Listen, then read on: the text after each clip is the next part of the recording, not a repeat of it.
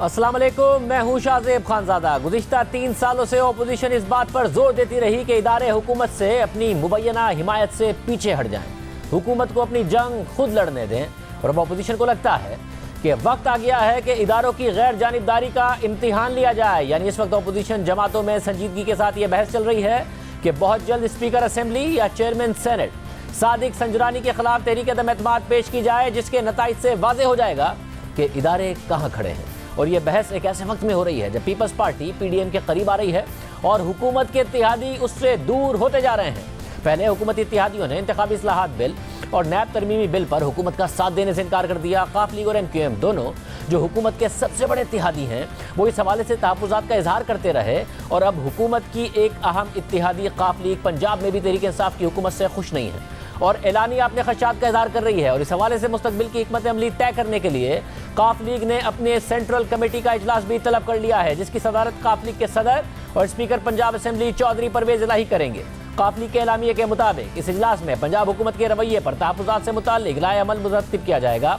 मौजूदा और आइंदा सियासी सूरत हाल पर तबादला ख्याल होगा। एलामिये के मुताबिक काफ लीग के सेनेटर कामिल अली आगा का कहना है कि इत्तेहादी होने की बात तो अलहदा है, तहरीक इंसाफ की पंजाब हुकूमत अपने स्पीकर से सिर्फ बजट इजलास के लिए मुलाकात करती है। जब उन्हें कोई काम हो तभी राब्ते करते हैं। पंजाब हुकूमत के रवैये के हवाले से पार्टी की तरफ से बड़ी शिकायत आ रही हैं। हम यूं ही कोई फैसला नहीं करेंगे, मुशावरत के बाद पार्टी मंशूर के मुताबिक फैसला किया जाएगा। लेकिन मामला काफ लीग और MQM तक महदूद नहीं है। हुकूमत की एक और इत्तेहादी फंक्शनल लीग, जो GDA यानी ग्रैंड डेमोक्रेटिक अलायंस का हिस्सा है, उसने भी वफाकी हुकूमत से रास्ते जुदा कर लिए हैं। फंक्शनल लीग सिंध के जनरल सेक्रेटरी सरदार अब्दुल रहीम का बयान सामने आया है कि हमने वफाकी हुकूमत से लाताल्लुकी कर ली है, वफाकी हुकूमत के खिलाफ खुलकर बात कर सकते हैं। हमने इमरान खान को चार्टर ऑफ डिमांड भी दिया था, इमरान खान कुछ करना ही नहीं चाहते तो हम क्या कर सकते हैं।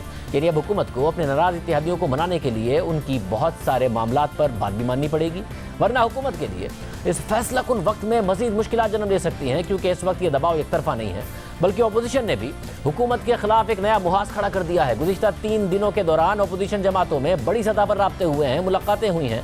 और एक तरफ नून लीग के सदर शहबाज शरीफ ने अपोजिशन जमातों को इशाया दिया और फिर पीपल्स पार्टी के चेयरमैन बिलावल भुट्टो जरदारी ने अपोजिशन जमातों को इशाये पर बुलाया और हुकूमत के खिलाफ पार्लिमानी हिकमत अमली पर गौर व फिक्र किया गया। जिसके बाद आज बिलावल भुट्टो की PDM से रास्ते जुदा होने के बाद पहली मरतबा PDM के सरबराह मौलाना फजलुर रहमान से मुलाकात हुई है और पीपल्स पार्टी की PDM में वापसी से मुतालिक भी सवालात हो रहे हैं। आज मौलाना फजलुर रहमान और बिलावल भुट्टो की मुलाकात हुई, जिसके बाद दोनों रहनुमाओं ने मीडिया से गुफ्तगू की और मौलाना फजलुर रहमान ने पार्लियामेंट में अपोजिशन इत्तेहाद को सराहते हुए कहा कि इंतखाबी इस्लाहात पर हुकूमती तजावीज़ को तस्लीम नहीं करेंगे और पार्लियामेंट से बाहर पीपल्स पार्टी के साथ इत्तेहाद के सवाल पर उन्होंने जवाब दिया कि ऐसी बात जब भी आएगी तो बाहिनी मुशावरत से फैसला होगा।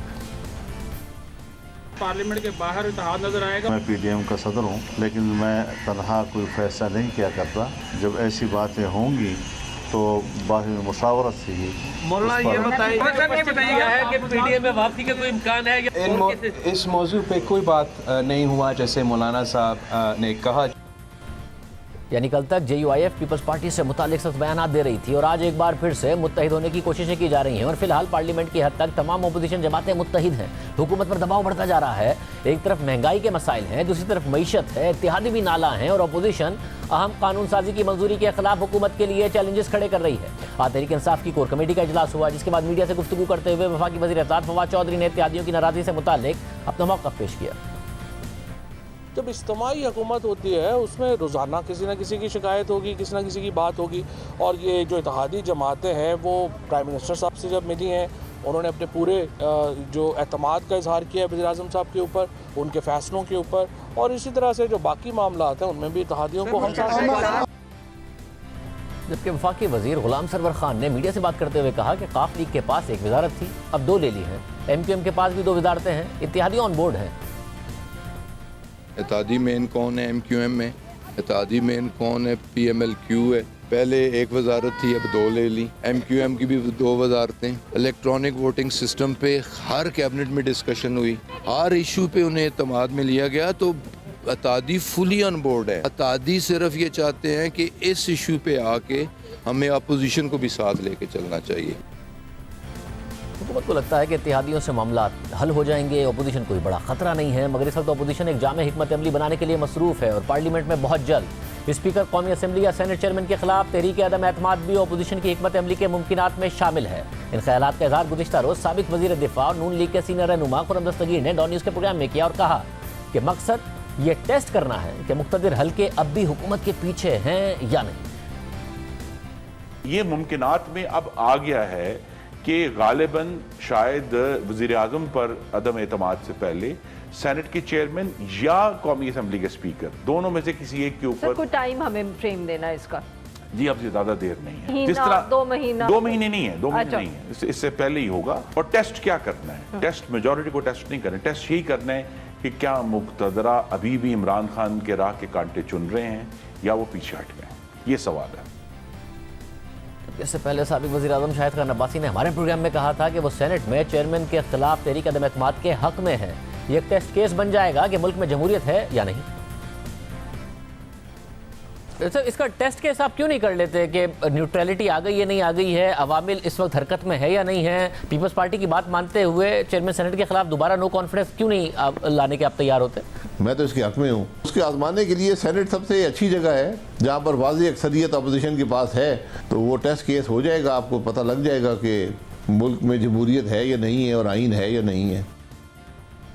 इस सब में क्या हुकूमत का एतमाद दुरुस्त है कि इत्तेहादी वाकई उसके साथ खड़े हैं? इत्तेहादियों से बात करेंगे। एमक्यूएम की तरफ से कन्वीनर एमक्यूएम पाकिस्तान खालिद मकबूल सिद्दीकी साहब हमारे साथ मौजूद होंगे। काफ लीग से आज अहम बयान देने वाले कामिल अली आगा साहब भी हमारे साथ मौजूद होंगे। खालिद मकबूल सिद्दीकी साहब, पहले आपसे सिर्फ यही एतराज़ है आपका इन 2 बिलों के हवाले से या फिर और भी एतराज़ात हैं आपके हुकूमत पर?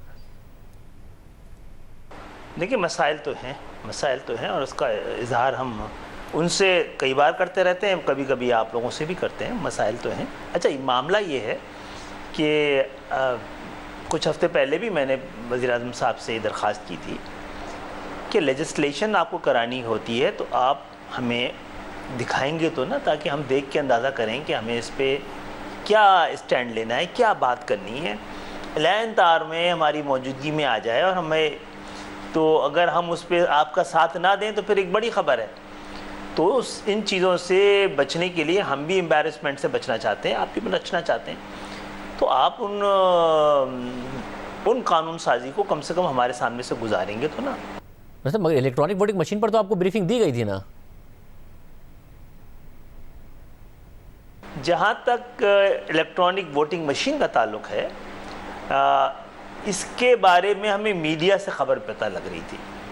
अलग से हमें कोई ब्रीफिंग नहीं दी गई थी। उस पर हमने ख़ुद हुकूमत से कहा कि अगर आप इसमें संजीदा हैं तो आप इसको संजीदगी से लीजिए, हमें इसकी आके ब्रीफिंग तो दीजिए ताकि हम आपका साथ दे सकें। वो यहाँ आए थे, उनकी बड़ी मेहरबानी। ख़ुद शिबली फराज यहाँ आए, उन्होंने आके हमें उसके बारे में पूरा डिमॉन्स्ट्रेट किया। लेकिन हमारे कई बड़े अहम सवालात थे जिसके जवाबात हमें नहीं मिले और उन्होंने कहा भी था कि इसके जवाबात आपको मिल जाएंगे। जब ये लेजिस्लेशन बिल्कुल सर पे आ गई तो फिर हमने मुतालबा किया कि भाई ये तो बहुत सारे सवालात थे और सिर्फ हमें ही नहीं, बाद में अंदाज़ा हुआ कि ख़ुद हुकूमती जमात और इत्तेहादियों को सबको इस हवाले से बड़े सवालात हैं। आपके एग्जैक्टली क्या सवालात हैं जिनको एड्रेस नहीं किया गया अभी तक? हम तो ख़ास तौर पे इसके ऊपर कि EVM मशीन किस तरह शफाफ इंतखाबात की गारंटी लेगी। हम शफाफ इलेक्शन के हक़ में सबसे ज़्यादा डसे हुए हमें। शफाफ इलेक्शन हो जाएंगे तो मेरे ख़्याल है हम सबसे बड़े बेनिफिशरी हम होंगे। दूसरा, हम इस बात के भी ख़िलाफ़ नहीं हैं कि ट्रांसपेरेंट इलेक्शन के लिए आप टेक्नोलॉजी की मदद ना ली जानी चाहिए, लेकिन इसको एक पूरे मरहले से गुजरना है। कुछ आपको हमने तो कहा था पिछली दफ़ा भी कि आप कम से कम इंजीनियरिंग काउंसिल को तो भेजेंगे, उसकी राय तो लें। इस तरह की राय लेने के लिए बहुत सारे इदारे हैं, उनके पास तो भेजें। फिर आप किसी ज़िमनी इंतखाब में, किसी इब्तिदाई इंतखाबात में इसको डिमॉन्स्ट्रेट करके भी देख लें। फिर हमारा ये सवाल कि जिनके हाथ में ये मशीन होगी, जिनकी पोजीशन में ये मशीन होगी, क्या वो अपनी मर्ज़ी की चीज़ें इसमें फीड नहीं कर पाएंगे?